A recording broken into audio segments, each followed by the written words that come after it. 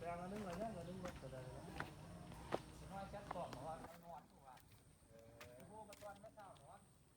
นี่มันเวลาไวก็ดีใจก็พูดบ้านเลยครับ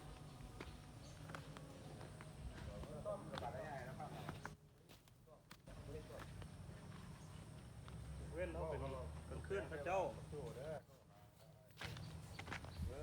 คนทำเลย